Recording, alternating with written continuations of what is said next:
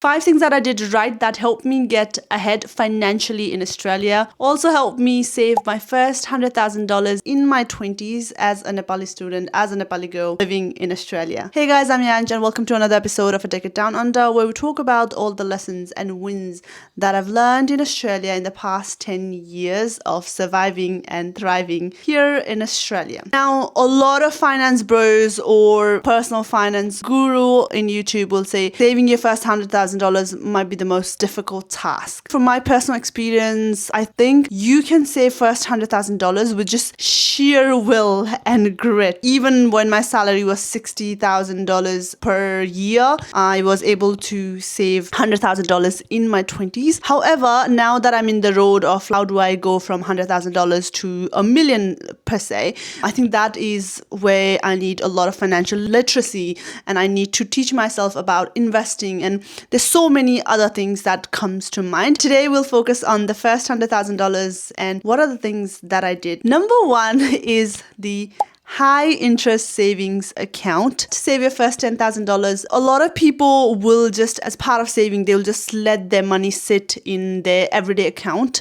As soon as you get a salary, put a portion of it in your savings account. I think that is also very important to signal your brain. When you start savings, I do believe the first $10,000 might be the hardest, contrary to whatever you hear online. So the first $10,000 in a high savings account, and let's say you have 5% interest rate, you are gaining in that $10,000, you will see monthly that money hitting your account, like just money making money. That proof is addictive. If you have a discipline, if you let your $10,000 sit in a high interest account and meet any criteria of a bank that has, if you do this and this, you get 5% on your $10,000, for instance, that will be much more effective than any other tactics there is. The second thing that I did, I had no credit card. When it comes to savings, there's no big science behind it. It is whatever you earn and whatever you spend, it's that gap. Growing up, when I heard this, I thought it was such a cliche. People say, it's not about how much you make, it's about how much you save. It's true. But I think the most important part to it that people fail to mention is it's about how much you spend. So a lot of time credit cards can, again, it comes back to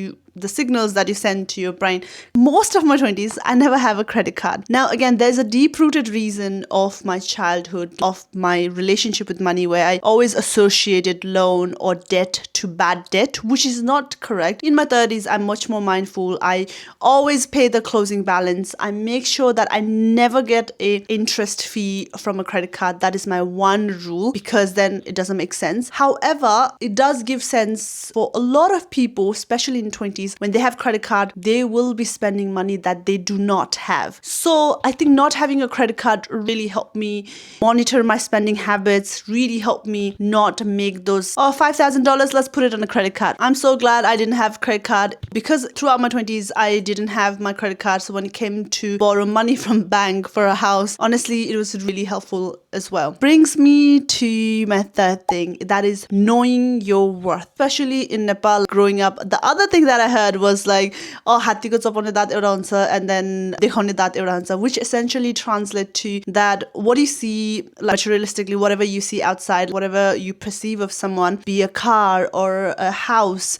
that's one thing they show, and whatever is going on inside their homes could be different. For me, I never associated my worth with the materialistic things that I possessed. So knowing your worth is really important. In your 20s, it's also really important to know what makes you feel rich. For me, not having a debt and taking public transport kind of make me feel rich, literally, because I did not have a car as well. People, again, this is controversial because a lot of people do need car to go to work, to make money. So in that way, car can be a necessity, but for me, it was not. So I saved a lot of money that I didn't pay on car, second registration fees, insurance. So I think a lot of big chunk of money I also made from there. A lot of people even don't know how to calculate their net net worth. They think whatever the assets they have or whatever they own, like house or jewelry or whatever, that makes them rich. But no, your net worth is actually calculated by everything that you own minus everything that you owe, which is a credit card or any kind of bank loans, is your real worth. However, what makes me feel rich? So answering that question is also important. Yes, I didn't need a luxury goods or luxury bag to feel rich. I didn't need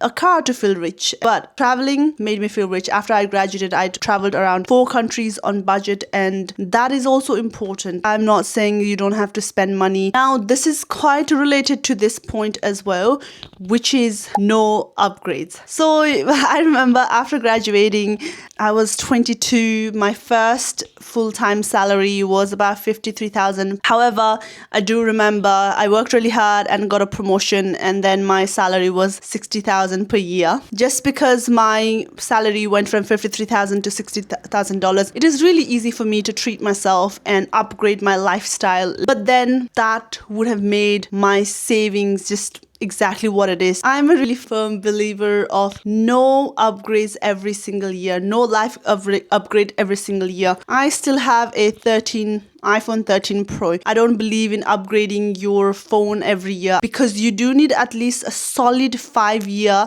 that you stick to a simple life, simple cost. Everything is really simple that you can save certain amount. I reached my first $100,000 by 27, but I remember the day when I decided. I was 22 years old. I was having a Hawaiian birthday party surrounded by my friends, and then I clocked it. I'm going to save at least $100,000 either to invest in a business or to invest in a real estate. It was continuous same lifestyle year after year for 5 years, no upgrades at all, in order to be able to save $100,000 in my 20s. As you make more money, it is just so easy to fall into this trap of upgrading your life, or fancier drinks, fancier restaurants, everything a bit more fancier.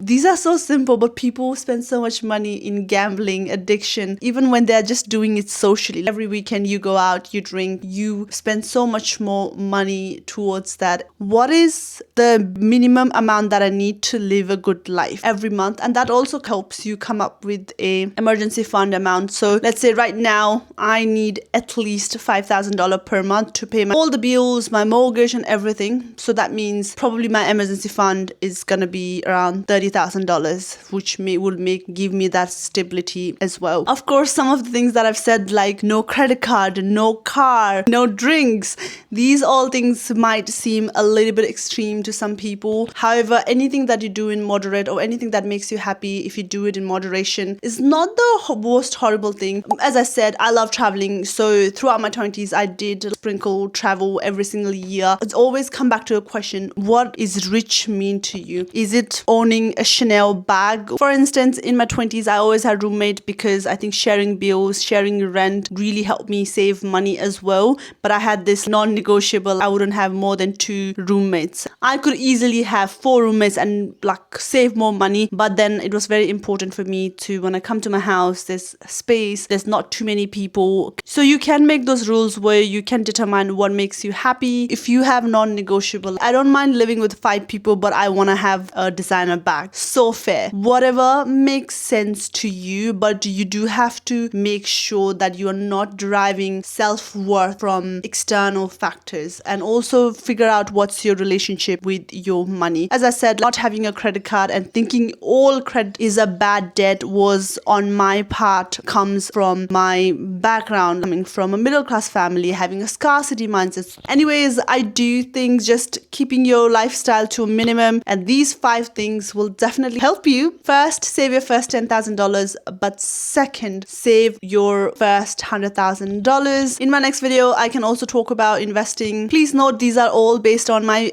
very personal experience. You may have a different circumstances, you may have different priorities, so always do your own research. But these are the things that really helped me get ahead financially in my 20s. So I'm really glad that I got to share this with you. But whatever works for you, please let me know in the comment section as well. Also, don't forget to check out all my videos in the Decade Down Under series, where I talk about my experience here in Australia. And this is all for today's video. I will see you in the next one. Bye.